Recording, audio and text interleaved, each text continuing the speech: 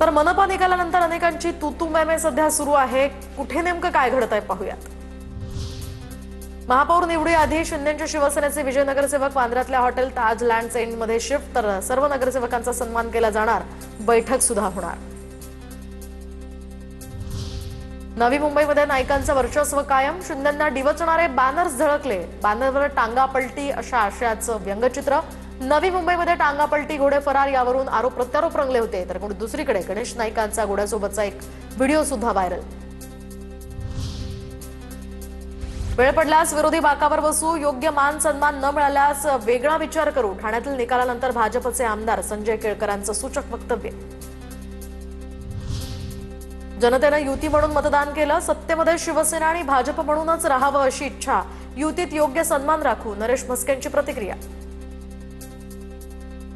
निरंजनजी डावकर यांच्याशी आम्ही चर्चा करू आणि योग्य मान सन्मान नक्कीच आम्ही त्या ठिकाणी देऊ। लोकांनी युती म्हणून मतदान केलंय आणि युती म्हणून सत्तेत राहावं हा जो काही कौल दिलेला युती म्हणून दिलेला त्याचा सन्मान आम्ही राखू।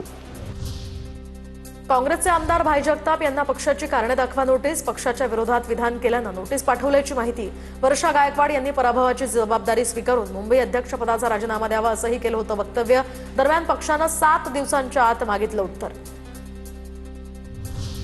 अमरावतीमध्ये सत्ता स्थापन करण्यावरून खोडके आणि राणा आमने-सामने, आम्ही समविचारी पक्षांना सोबत घेण्यासाठी तयार, मात्र राणांसोबत खोडके यायला तयार नाही, भाजपचे शहराध्यक्ष डॉक्टर नितीन धांडे यांची प्रतिक्रिया। नवनीत राणांना भाजपमधून निलंबित करा, अमरावती पालिका निवडणुकीमध्ये पराभूत झालेल्या 22 उमेदवारांची मुख्यमंत्र्यांकडे मागणी, तर युवा स्वाभिमानीचे उमेदवार भाजपचे असल्याचा प्रचार नवनीत राणांनी केल्याचाही आरोप। तर एमआयएमच्या असदुद्दीन ओवैसींची निवडून आलेल्या पक्षाच्या उमेदवारांना ताकीद, आपलं वर्तन चांगलं ठेवा, लोकांमध्ये राहा, लोकांची कामं करा, नवनिर्वाचित नगरसेवकांना सूचना।